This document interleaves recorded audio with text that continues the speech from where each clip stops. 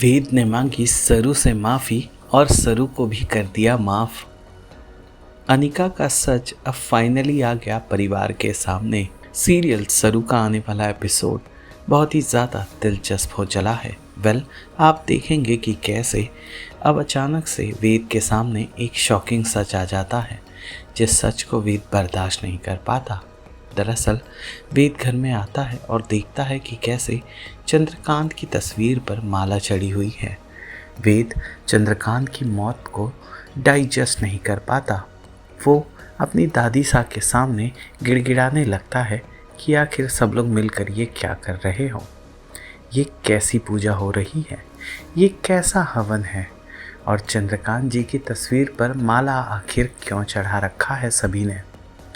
वेद की दादी उसको इमोशंस को भी संभालती हैं और वेद को एक कड़वा सच बताती हैं कि चंद्रकांत अब हम सबको छोड़कर जा चुका है, वो हमारे बीच नहीं रहा।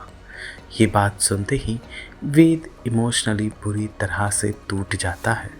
फिर भी वो इस बात को नहीं मानता और सरू से सवाल करता है कि सरू बताए आखिर सच क्या है। लेकिन सरू भी हामी भरती है। इतना ही नहीं, फूट फूट कर सरू रोने लगती है। ज़मीन पर बैठकर अपने पिता चंद्रकांत को याद करती है। तब वेद सवाल करता है कि फिर चंद्रकांत जी के नाम से जो पिछले दिनों से लेटर्स हम तक आ रहे थे और वो चाहते थे कि मेरी और अनिका की शादी हो जाए, ये लेटर्स किसने भेजे थे? आखिर इन लेटर्स के पीछे था कौन? तब सरू अनिका का नाम लेती है।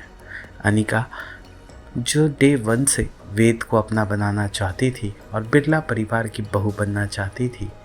बस फिर क्या था, जैसे ही अनिका का सच आ जाता है सामने, घर वाले अनिका को सरेआम नज़रअंदाज करते नज़र आते हैं।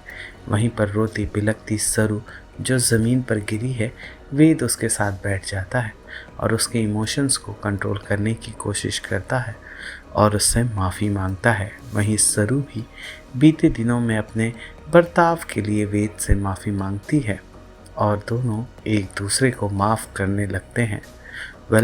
इस सिचुएशन को देखकर तो साफ पता चल रहा है कि अब वेद और सरू पूरी तरह से एक हो चुके हैं और हो भी क्यों ना, शो का ट्रैक खत्म होने जो आया है।